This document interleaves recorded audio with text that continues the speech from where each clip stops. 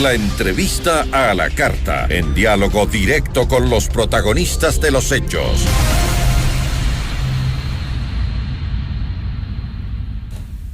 Está con nosotros Napoleón Santamaría, experto tributario. ¿Cómo está? Muy buenas tardes, gracias por acompañarnos. Saludos, Gisela, y saludos a todos los amigos que nos atienden amablemente a través de los micrófonos de FM Mundo. Muchísimas gracias.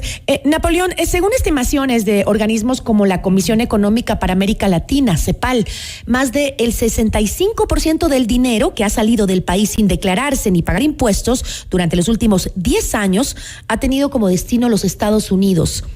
Ahora, ¿cómo se determinan los fondos que están en ese país sin haber pagado impuestos?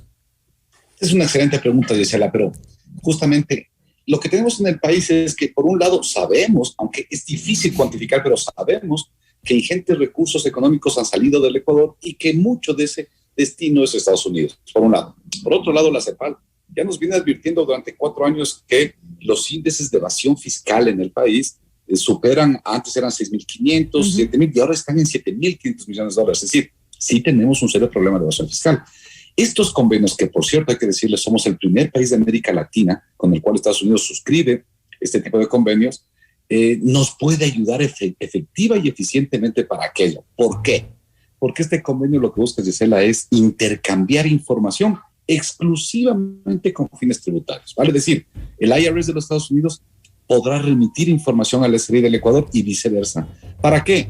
Para que aquellos ecuatorianos que tienen activos, fondos, etcétera, en los Estados Unidos y que no han declarado en el Ecuador puedan ser aprendidos por el Ecuador y obviamente cobrados los impuestos correspondientes. ¿Pueden ser aprendidos en Estados Unidos? Es decir, porque esto le interesa obviamente mucho al Ecuador para que estos evasores de impuestos paguen lo que tienen que pagar para sacar el dinero del país. Pero, ¿por qué le interesa a Estados Unidos?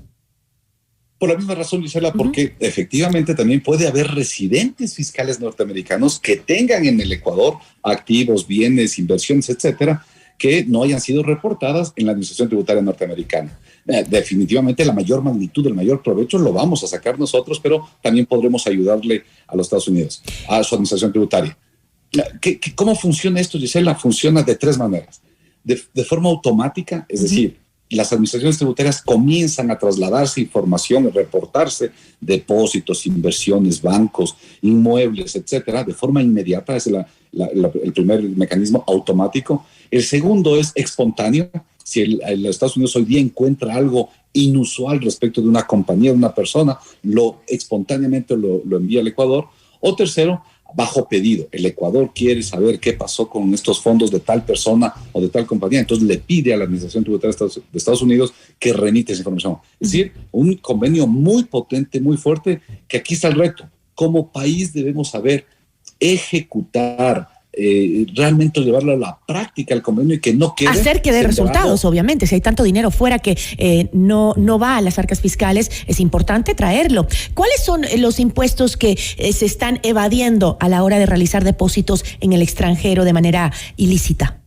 Excelente pregunta. Entonces, a ver, ¿qué pasa si un ecuatoriano tiene depósitos, inversiones, activos en el exterior? Primer tema, debió reportarlo en su declaración patrimonial. Recuerda tú, Gisela, que en el Ecuador hacemos las personas naturales una declaración patrimonial donde le decimos al Estado qué ingresos, qué activos tengo, qué pasivos tengo y por lo tanto cuál es mi patrimonio. Debió haber incorporado esos activos que están en los Estados Unidos en su declaración patrimonial. Si no lo hizo, ¿qué pasa? Bueno, el Ecuador tiene una regulación ahí que dice eso puede calificar como un incremento patrimonial no justificado que le permite al SRI cobrar el impuesto a la renta no pagado del 37% sobre todos sus activos no reportados. Y segundo, esos activos en el exterior, vamos a poner una inversión que tiene una persona en Estados Unidos, genera intereses, o tiene un inmueble que genera arrendamientos, etcétera. Es decir, ese capital que está en los Estados Unidos genera algún tipo de rendimiento sobre ese capital. Eso debió pasar por una declaración de impuesto a la renta en el Ecuador. Y si no lo hizo, también el SRI tiene la posibilidad de llevar adelante el proceso de determinación de forma conjunta, porque el convenio dice que se arma un equipo conjunto entre fiscalizadores del Ecuador y fiscalizadores del IRS y llevar adelante estos procesos para que los estados puedan cobrar los impuestos que efectivamente no han sido cobrados. Y para que nos quede claro a los ecuatorianos, ¿cuáles son esos esos casos en los que los ecuatorianos pueden realizar esos depósitos en la banca estadounidense, pero de manera lícita. Muy buena, porque aquí no hay que meter en el mismo saco a todos, cuidado. ¿Un ecuatoriano puede tener inversiones, depósitos, etcétera, en los Estados Unidos? Sí, es plenamente legal y muchos lo tienen y esto es absolutamente legal, es una decisión económica. ¿Quiere tenerlo? Muy bien, tiene todo el derecho de tenerlo, pero tiene que, recuerde, primero reportar en su declaración patrimonial que tiene fondos en el exterior, en los Estados Unidos, y segundo, el rendimiento financiero, reportarlo en su declaración de impuesto a la renta. Si hizo esto, usted no tiene ningún problema, usted no tiene nada que tener respecto de este convenio. Claro, lo opuesto es que si es que usted no le reportó, es decir, lo mantiene oculto, ya porque el origen no es muy lícito, ya porque el origen tiene algunas dudas o porque fue fruto de algunas actividades no reguladas, entonces, claro, va a tener los problemas que hemos mencionado anteriormente, que el SRI hoy sí tiene esa posibilidad y deberíamos como país impulsar esta medida porque nos va a ayudar. Mira tú, Gisela, que una recaudación de esto no solo que combate la evasión, sino que le permite al Estado recuperar más recursos sin tener que hacer las tan dolorosas reformas tributarias que nos han sangrado mucho a Ecuador y a toda América Latina. Ahora, pero ¿no? con este convenio se liberaría toda la información bancaria de los ecuatorianos en el exterior. Recuerden que los ecuatorianos tenemos el sigilo bancario, ¿no?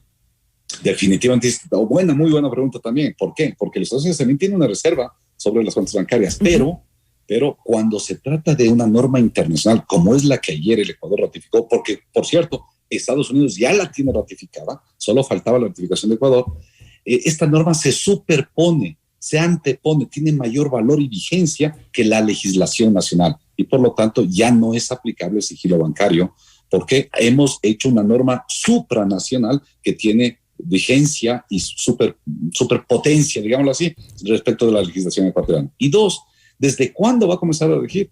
El convenio, el artículo 14 dice, luego de 30 días que el presidente del Ecuador remita al gobierno de Estados Unidos la ratificación del convenio de que ha cumplido con todos los procedimientos. Es decir, al 1 de septiembre, a más tardar, el convenio estará vigente, podremos ya utilizarlo como país. Y ojo, una cosa, Gisela, quienes tienen alguna deficiencia y que pueden acogerla a la norma, pueden tomar lo que hoy día hay en el Ecuador, la regularización de activos en el exterior. Hoy día, quien tiene activos lícitos en el exterior que no los ha reportado, puede acogerse a la disposición de la ley de regularizarlos a una tarifa del 5.5%. Y así evitarse lícitos. Cualquier problema. Y evitarse problemas, pero insisto, Gisela, lícitos, ¿no? Es decir, aquí no puede un funcionario público que ha obtenido dineros mal habidos, no puede acogerse a estas normas, ellos irán a estos procesos que anteriormente... Como Polit, por ejemplo, él no puede acogerse a esa norma.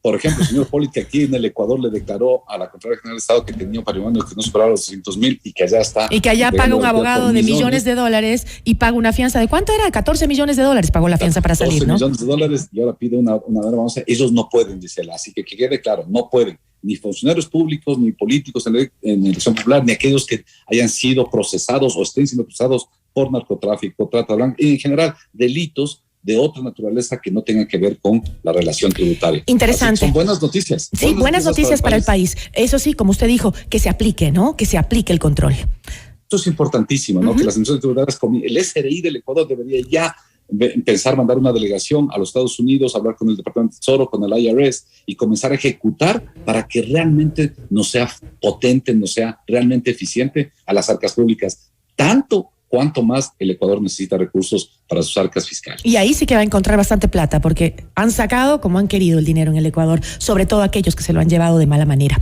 Le agradezco muchísimo. Una buena tarde. Gisela, siempre muy amable con ustedes al estar en sus micrófonos. Muchísimas gracias. Napoleón Santamaría, experto tributario.